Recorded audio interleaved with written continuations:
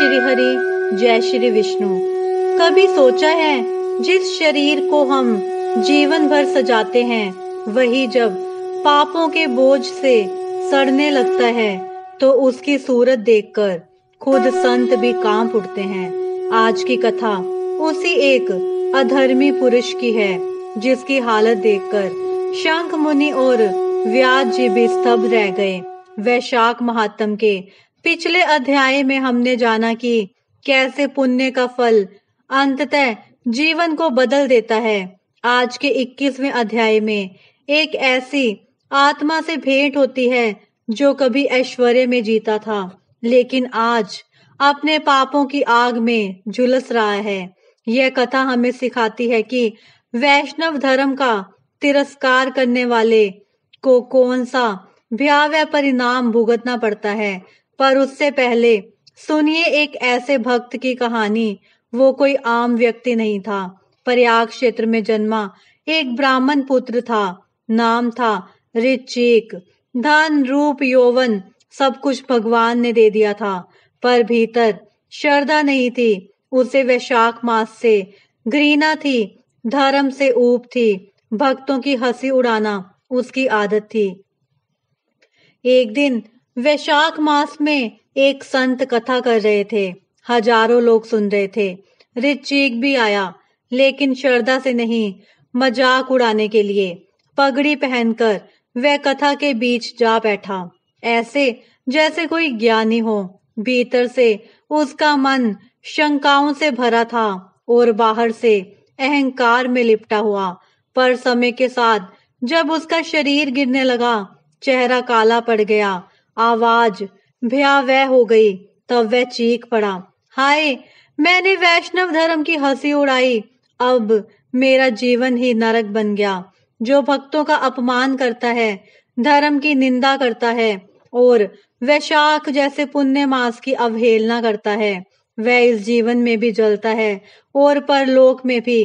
संत कहते हैं, धर्म की हंसी, किसी के अश्रु और भगवान की उपेक्षा, ये तीनों जीवन को अंधकार में ले जाते हैं। तो अपने जीवन को पुण्य से भरिए, वैशाख मास की कथा सुनिए और दूसरों को भी प्रेरित कीजिए। आइए अब सुनते हैं वैशाख मास महात्म का 21वां अध्याय। जय श्री हरि, जय श्री विष्णु। श्रुतदेव जी बोले, उसे देखकर शंख मुनि और व्याध दोनों ही बड़े विस्मित हुए। तब शंख मुनि ने उससे पूछा, तुम कौन हो और तुम्हारी ऐसी दशा कैसे हो गई थी? हे सौम्य, किस कर्म से तुम्हारी ऐसी शुभ बुद्धि हो गई जो अकस्मात ही तुम्हारी मुक्ति भी हो गई? यह सब हमें बताओ। शंख मुनि के द्वारा इस प्रकार पूछने पर दंडवत कर पृथ्वी पर सिर रख हाथ जोड़कर कहने लगा, मैं प्रयागराज का निवासी कुसीद मुनि का पुत्र हूँ। मैं रूप, यौवन, विज्ञा संपन्न, बहुत बोलने वाला, धनवान तथा मद में गर्वित रहने वाला था। मेरा नाम रोचन था। आसन, शयन, निद्रा, लोकाचार और ब्याज लेना, यही मेरा व्यापार था। मेरी किसी पर श्रद्धा नहीं थी। इस तरह मेरा बहुत समय नष्ट हो गया। वैशाख के महीने में जयंत नामक एक ब्राह्मण भगवान को प्रिय वैशाख मास के धर्म की कथा सुनाया करते थे। चारों वर्ण के हजारों स्त्री पुरुष प्रातःकाल स्नान कर मधुसूदन भगवान का पूजन करके दिन रात उस कथा को सुन। मैं उस सभा में पगड़ी पहन, पान चबा, कौतुक देखने के लिए जाया करता था। वहां जाकर कभी हंसी और कभी निंदा किया करता था। मेरी ऐसी बातों से सब श्रोताओं का मन चलायमान हो जाता था। उसी दोष के कारण मेरी बुद्धि नष्ट हो गई।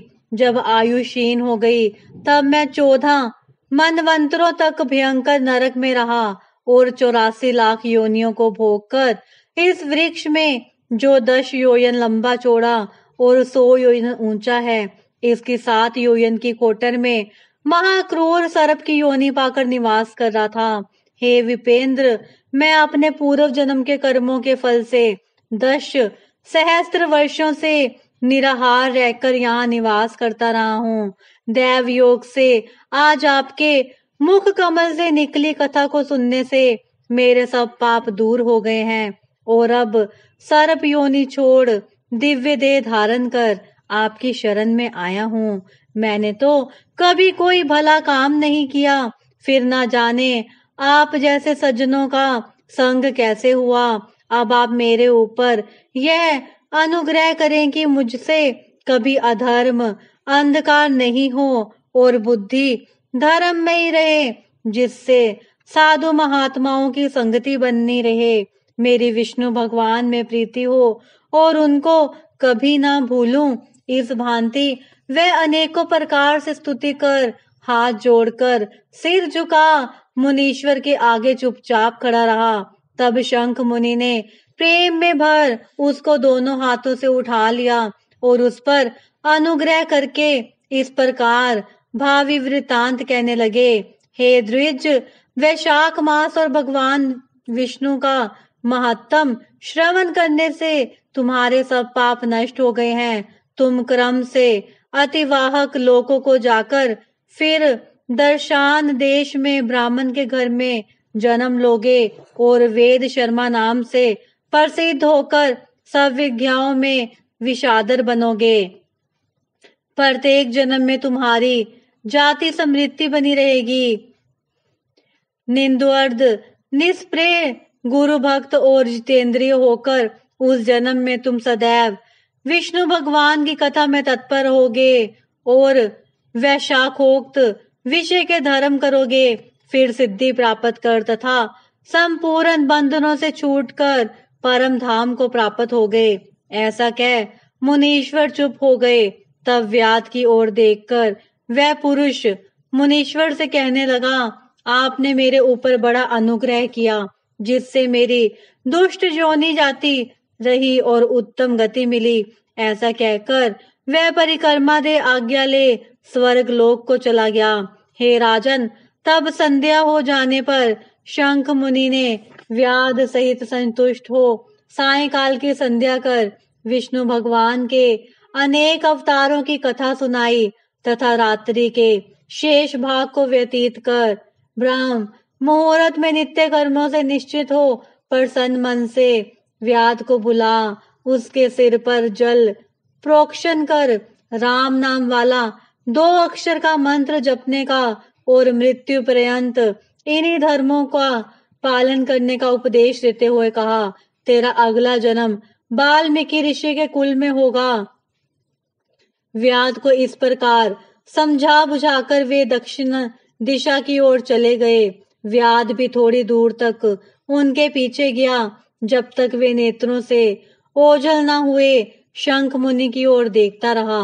फिर हृदय में उन्हीं का ध्यान धर तथा वैशाखोक्त धर्मों को करता हुआ व्याध का जन्म पूरा कर उसने वाल्मीकि ऋषि के घर में जन्म लिया। उसी वन में कृनु नाम के कोई मुनि दुस्तर तप करते थे, जिनके शरीर पर बहुत काल में सर्प की बांबी जम गई थी। इसी हेतु लोग उन्हें वाल्मीकि ऋषि कहने लगे थे। तप के अंत में जब कृनु ऋषि के कानों में स्त्रियों के प्रिय शब्द सुनाई देने लगे तो उनका चित्त चलायमान हो गया। तब उन्होंने एक भील जाति की स्त्री से वाल्मीकि नामक एक पुत्र उत्पन्न किया। हे राजन, वे वाल्मीकि संसार में बड़े यशस्वी और विख्यात हुए। उन्होंने सर्व कर्म बंधनों को काटने वाली मनोहर छंद युक्त में राम कथा रचकर संसार में प्रसिद्धि की। श्रुतिदेव जी बोले, इस प्रकार वैशाख मास में व्याध द्वारा केवल जूता दान करने से ही उसे दुर्लभ ऋषित्व प्राप्त हुआ। जो कोई इस रोमांचक पादक तथा पाप नाशक आख्यान को सुनेगा तथा औरों को सुनाएगा, उसका संसार में दोबारा जन्म नहीं होगा। अगर ये कथा आपके हृदय को छू गई हो तो इसे जरूर शेयर करें, क्योंकि शायद किसी का जीवन इसी एक कहानी से बदल जाए। YouTube पर देख रहे हैं तो वीडियो को लाइक करें, चैनल प्रभु के प्यारे को सब्सक्राइब करें और घंटी दबाएं। Facebook पर देख रहे हैं तो पेज को फॉलो करें और इस पोस्ट को अपने ग्रुप्स और वॉल पर जरूर शेयर करें। नीचे कमेंट में हरि नाम की जय लिखना ना भूलें, ताकि आपका नाम भी पुण्य में गिना जाए। जय श्री हरि, जय श्री विष्णु। विष्णु भगवान सब भगत जनों का कल्याण करें।